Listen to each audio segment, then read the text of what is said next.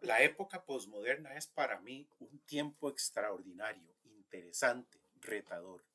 No me hubiera gustado nacer en otro momento del pasado.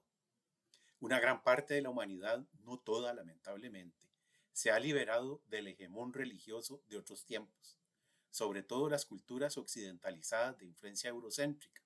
Estoy hablando, por supuesto, de Europa Occidental, Norteamérica y en buena parte de Latinoamérica, donde de una forma u otra el laicismo y el secularismo crecieron para desplazar los estamentos religiosos como normativos de la sociedad en general e independizar el Estado de la Iglesia, en mi opinión, fundamento este del posmodernismo.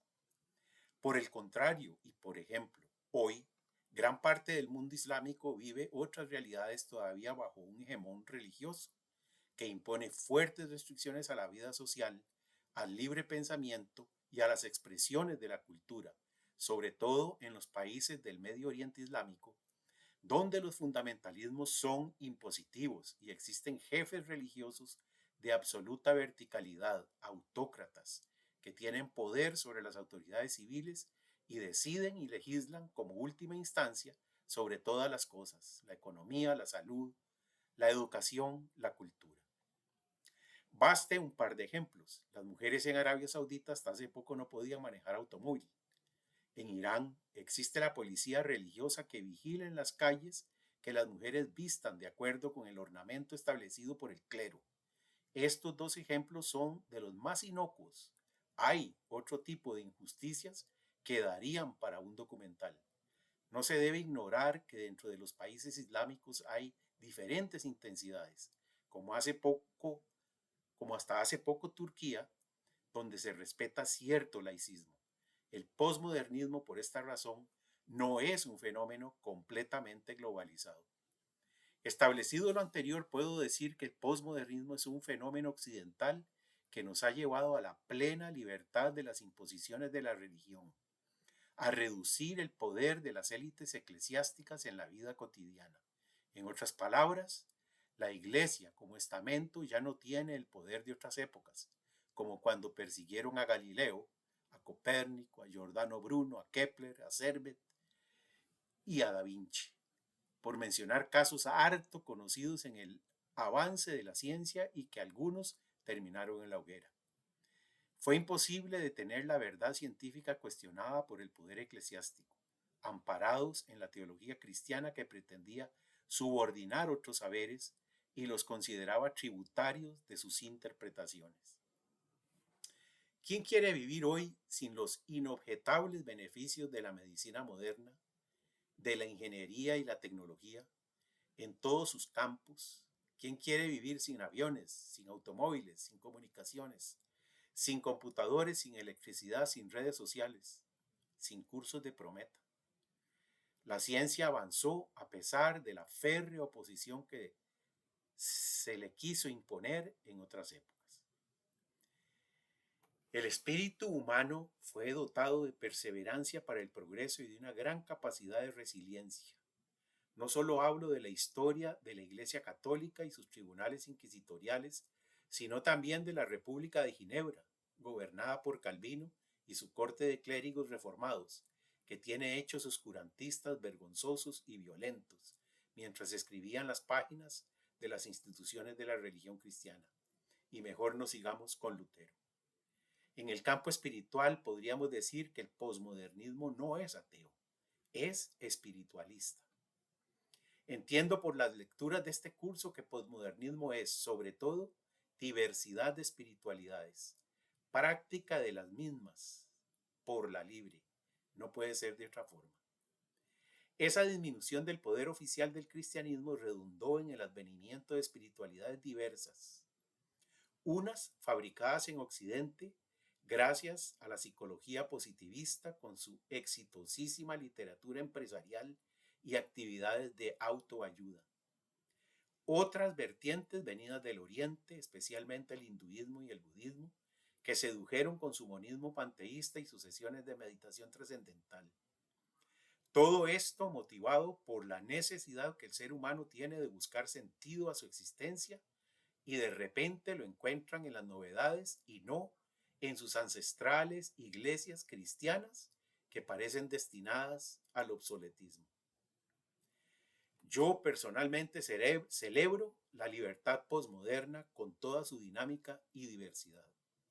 Hoy a nadie se le ocurriría un tribunal inquisitorial que devuelva las cosas al siglo XVI y que se persiga a los herejes y a sus heresiarcas hasta consumirlos en la hoguera. Por lo menos, nadie sensato. No obstante, si tuviera que abordar el aspecto negativo de todo esto, diría que plantea un dilema teológico y bíblico. Como dice el libro de los Hechos, y en ningún otro hay salvación, porque no hay otro nombre bajo el cielo dado a los hombres en el cual podamos ser salvos. Ningún proceso de coaching moderno con sus altas dosis de autorrealización, donde cada participante tiene el poder para todo, el potencial está en cada uno, una especie de antropocentrismo reforzado por las historias de éxito capitalista. Muchos quieren ser Bill Gates a toda costa, casi que deriva en una idolatría contemporánea de los íconos vivos del éxito. O por otro lado, las espiritualidades orientales con su panteísmo monista y el uno como Dios impersonal, la presencia inmanente, el destino del alma, pero no de la personalidad humana, una espiritualidad compleja. ¿Qué está ausente? La ausencia de la soteriología bíblica es, en mi opinión, el más grande elemento negativo que se puede apuntar. Hay una falsa superación de la rica y salvífica espiritualidad cristiana. La espiritualidad cristiana parece haber sido echada en el olvido. La herencia de siglos de tradición judeocristiana está siendo desplazada por otras ofertas en una especie de mercado del misticismo. Las espiritualidades alternativas se volvieron atractivas y, para emplear términos de la mercadotecnia, encontraron nichos amplios, poblaciones dispuestas a financiar estas nuevas opciones. Tanto el que quiere tener paz interior, que parece encontrarla en las clases de meditación trascendental, como el que quiere ser el próximo Bill Gates y desatar todo su potencial de la mano de un coach experto en principios de psicología positiva que ofrece el éxito financiero, sí, y mucho dinero. ¿Qué hacer? Es una falacia creer que la espiritualidad cristiana fue superada por otras propuestas, pero sería tonto ignorar el fenómeno. El Evangelio de Jesucristo compite en igualdad de condiciones en esta posmodernidad por la conciencia y el corazón de todos los seres humanos. Entonces, lo mejor que podemos hacer es vivir con toda sinceridad y dedicación. Con toda piedad, le diría Pablo a Timoteo en la versión Reina Valera 60, porque estamos en una época de grandes retos, pero sobre todo un reto, el espiritual.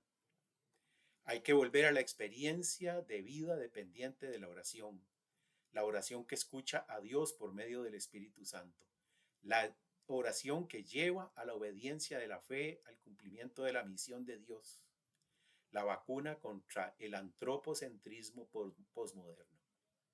Hay que volver a la predicación del Evangelio en el poder del Espíritu, única garantía de que seremos testigos fieles de Jesús.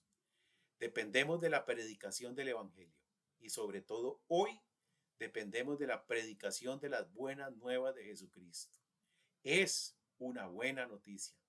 Solo espiritualmente podemos predicar las buenas nuevas de Jesús, no como condena, sino como esperanza, no como imposición, sino como una persuasión atractiva, no como ejercicio de dominio de alguna declaración de fe, sino desde la vida y el interés por el prójimo, tal y como Jesús lo hizo.